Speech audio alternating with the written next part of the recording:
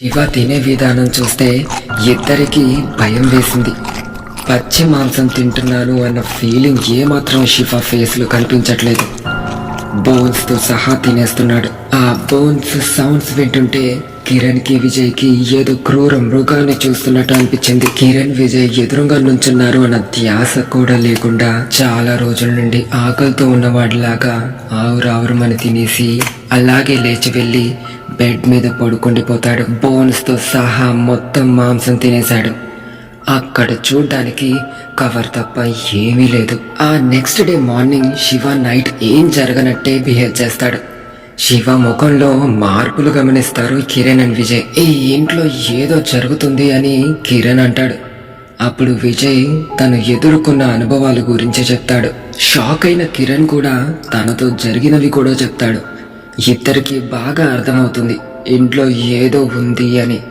వాళ్ళ అమ్మకి ఫోన్ చేసి ఇక్కడ జరిగినవి అండ్ జరుగుతున్నవి అన్నీ పూసగుచ్చినట్టు వాళ్ళ అమ్మతో చెప్తారు. మీరు అక్కడ ఉండొద్దు, వచ్చేయండి వెంటనే అని కంగారుగా చెప్తుంది వాళ్ళ అమ్మ.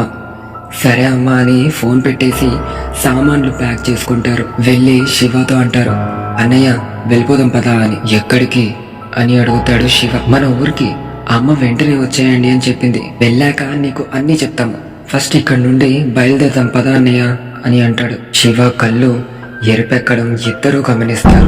నేను రాను అని కోపంగా చెప్తాడు. నా మాట విననయ్య, ఇక్కడి నుండి వెళ్ళిపోదాం పదా అని విజయ్ అనగా ఒక్కసారిగా శివ తన మరో రూపాన్ని చూపిస్తాడు.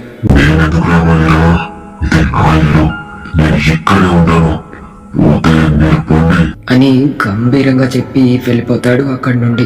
విజయ్ మరియు కిరణ్ కి అర్థమైపోతుంది ఇప్పుడు వాళ్ళు చూస్తున్నది వాళ్ళ అన్నయ్య శివాని కాదు అని. వాళ్ళ అమ్మకి ఫోన్ చేసి జరిగింది చెప్తారు. వాళ్ళ అమ్మగారు వెంటనే తనకి తెలిసిన బాబా దగ్గరికి వెళ్ళి ఉన్న పరిస్థితిని చెప్తుంది. ఒక్కసారి ఫోన్ చేయి వాళ్ళకి అని అంటాడు ఆ బాబా. కాల్ చేస్తుంది. ఫోన్ లిఫ్ట్ చేశాక జరిగిన విషయాలు అడిగి కనుక్కుంటాడు ఆ బాబా. వీడియో కాల్ చేసి రూమ్ చూపించమంటాడు. వీడియో కాల్లో రూమ్ అంతా చూసిన బాబా ఫోన్ తీసుకెళ్లి శివాకి ఇవ్వమంటాడు.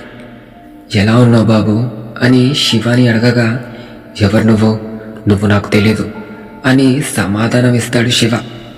నీ పేరేంటి అని అడగగా శివ కోపంతో రగిలిపోతూ, ఎవడ్రా నువ్వు నాకు తెలీదని చెప్తుంటే అర్థం కావట్లేదా?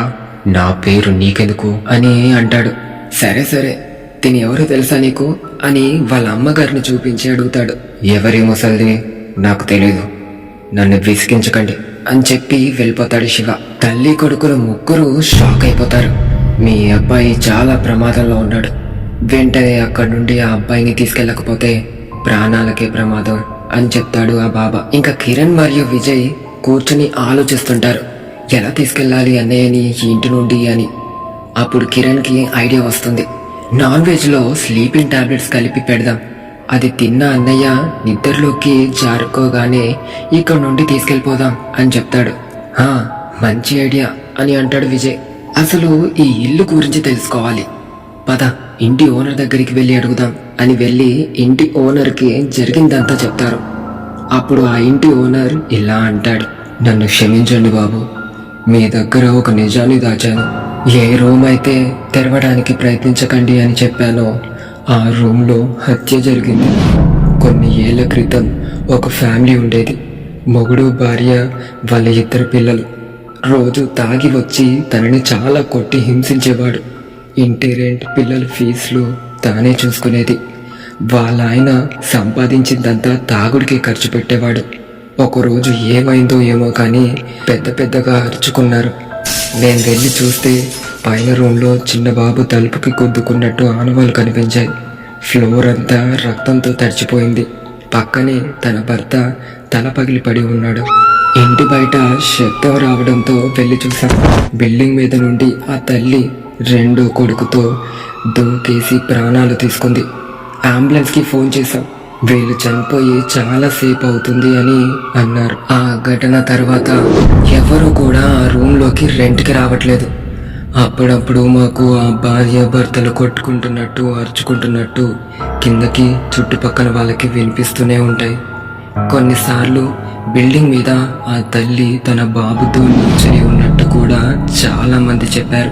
ఎవరు రెంట్కి రావట్లేదు అన్న టైంకి ఇన్నాళ్ళకి మీరు వచ్చారు. కనీసం ఎవరన్నా రెంట్కి ఉంటే ఏమన్నా మారుతుందేమో అని అనుకున్నాను, కానీ ఇలా జరుగుతుంది అనుకోలేదు. వెంటనే మీ అన్నయ్యని తీసుకెళ్ళండి అని అంటాడు ఓనర్. అనుకున్నట్టుగానే స్లీపింగ్ టాబ్లెట్స్ కలిపి పెడతారు. నిద్రలోకి జారుకున్న శివని వాళ్ళ ఊరికి తీసుకెళ్ళిపోతారు. తర్వాత ఆ బాబా దగ్గరికి తీసుకెళ్లి చేతికి తాయెత్తు కడతారు. మళ్ళీ శివ నార్మల్గా అవుతాడు. ఆ ఇంటి ఓనర్ కూడా ఖాళీ చేసి వెళ్ళిపోతాడు, ఆ ఇల్లుని వదిలేసి.